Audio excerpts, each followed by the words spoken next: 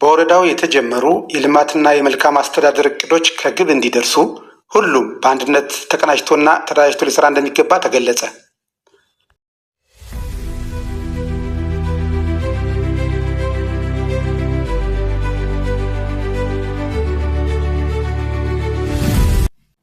በወረዳው የተጀመሩ የልማትና የመልካም አስተዳደር እቅዶች ከግብ እንዲደርሱ ሁሉም በአንድነት ተቀናጅቶና ተደራጅቶ ሊሰራ እንደሚገባ ተገለጸ።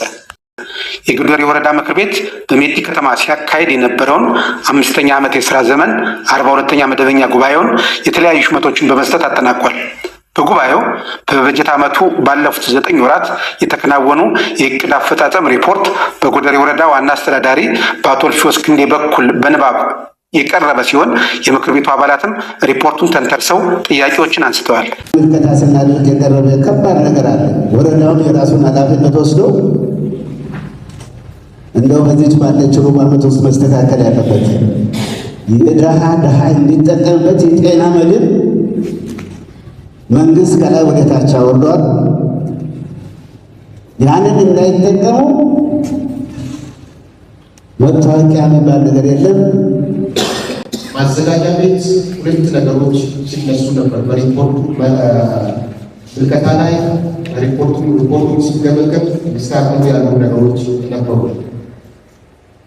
ማዘጋጃ ቤት ላይ እየታየ ያለው የብልሹ አሰራር ሕግ ማስከበር አለበት፣ ትክክለኛ ስራ መስራት አለበት። እዚህ ማዘጋጃ ቤት ላይ እየተስፋፋ ያለው የመሬት ሽያጭና ሕገወጥነት ሃይባይ የሌለው ይመስል ለጥቂት ግለሰቦች ማለፊያ የሆነው ማዘጋጃ ቤት ሊስተካከል ይገባል ተብሎ ባለፈው በሪፖርቱ ሊስተካከል የተደረገ ነገር አለ። ታችኛው መዋቅር ትኩረት ያልሰጠበት ሁኔታ አለ። በዚህ በድንጋይ በኩል እየተጨበጨበ ነገር አለ። በሲንዲ በኩል ወደ ነበረበት ተመልሷል የሚል ነገር አለ። በሌላም በኩል በገሊሳ በኩል ሞት ድልድይ መስመር እየተጨበጨበ ነው የሚል ነገር አለ። አሁን ይህ ክፍተት መዝጋት አለበት።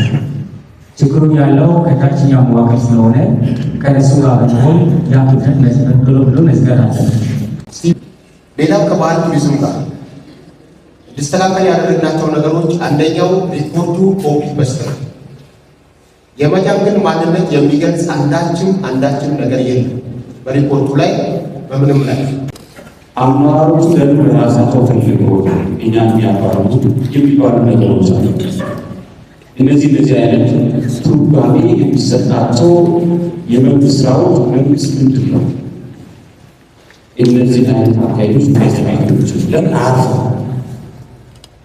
ማስገደድ እዛ መሬት ሸጠን እዚህ መሬት ሸጠን እዛ መሬት ሸንሸነን እዛ ቤተክርስቲያን እንደዚህ ያደረገን እዛ እንደዚህ ሆነ ለምን ይሆናል? የተጠረጠሩ ግለሰቦች እርሻና ተፈጥሮ ሀብት ክስ መስርቶ ዝርዝሩን ለፖሊስ ሰጥቷል። ፖሊስ ግን ስቲል ነው አንድም ሰው የያዘበት ሁኔታ ይይዛል፣ ነገ ይለቃል፣ ይይዛል፣ ነገ ይለቃል።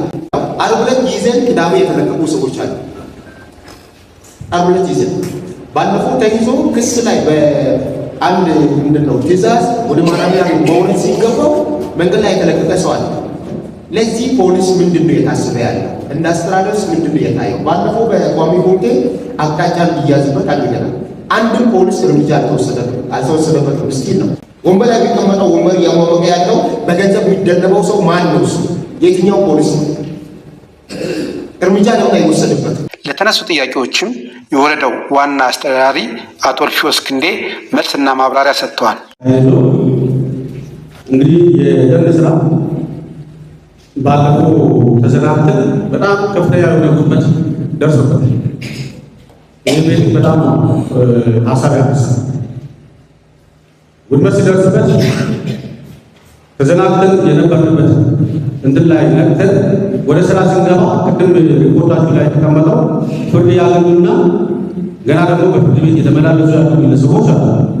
አሁንም ቢሆን የምንፈልጋቸው አሉ። ስለዚህ እነዚህ ተጠርጣሪዎች አንዳንድ ጊዜ ከኛ ውስጥ መረጃ ያገኛል። አንዳንድ ጊዜ ደግሞ ፖሊስ ውስጥ ሰው ስላላቸው መረጃ ያገኛል። ስለዚህ እነዚህ ግለሰቦች እስከምንይዝ ድረስ አሁን ቢሆን እኛ አለኝ ግለሰቦቹን ፈልገን ለህግ እናቀርባቸው።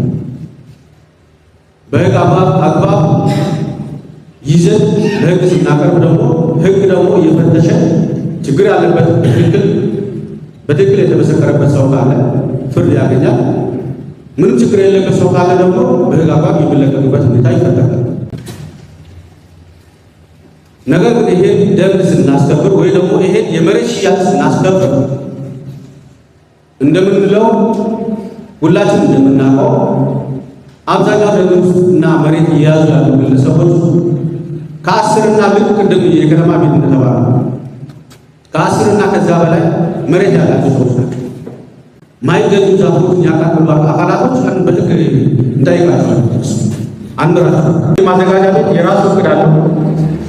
የራሱ ወደ ደግሞ የተዘጋጀለት የራሱ አዋጅ አለ።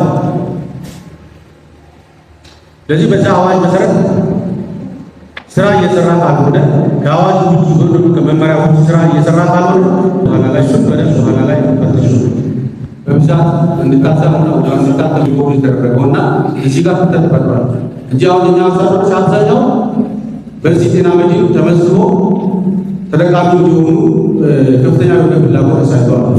አፈጻጸሙ እንኳን ዛሬ ላይ ባላውቀው ጥሩ አፈጻጸም ላይ ወደ 60% ላይ ደርሰናል። ስለዚህ እነዚህ መተባበሮች የሚሄዱ ከሆነ በኋላ ላይ የኛ ማህበረሰብ የኛ ህዝብ ተጠቃሚ የሚሆንበት ሂደት ይፈጠራል የሚል ነገር አለና ያሰብነው ምንድነው ከየኪ ወረዳ ጋር የኪ አካባቢ ላይ እና እኛ አካባቢ ላይ እኛ መሬት ላይ ያለው ቶኮች በየኪ ወረዳ ጋር አብረን ቁጭ ብለን ተነጋግረን በቤቲ ማዞሪያ ያለው መንገድ አብረን በነሱ ጋር የሚሰራበት ሁኔታ ይፈጠራል የሚል ሀሳብ ላይ ነው። 2017 በጀት ዓመት የ9 ወራት የዕቅድ አፈጻጸም በልማት በሰላምና በጸጥታ በገቢ አሰባሰብ በማህበራዊና በግብርና ዘርፎች የተሻለ ውጤት መመዝገቡ የተገለጸ ሲሆን ይህም ተጠናክሮ እንዲቀጥል የጉባኤ አባላት ሀሳብ ሰጥተውበታል። ሌላ በኩል በመሬት ሽያጭና በደን ጭፍጨፋ የተሳተፉ ግለሰቦችና ቡድኖች ላይ ወረዳው የጀመረውን ሕግን የማስከበርና ወንጀለኞችን ለፍርድ የማቅረብ ስራ አጠናክሮ እንዲቀጥል የምክር ቤቱ አባላት አሳስበዋል። ከዚህ በተጨማሪ የጉደሪ ወረዳ ምክር ቤትና ፍርድ ቤት የ2017 በጀት ዓመት የ9 ወራት ሪፖርት ቀርቦ ሰፊ ውይይት ከተደረገበት በኋላ አባላቱ አጽድቀውታል። ጉባኤው አቶ ሲዳሚ አይታን እንስሳትና ዓሳ ልማት ጽሕፈት ቤት ኃላፊ፣ አቶ ጳውሎስ ባንኪን የምክር ቤቱ የኢኮኖሚ ቋሚ ኮሚቴ ሰብሳቢ አድርጎ በመሾም ጉባኤው ተጠናቋል።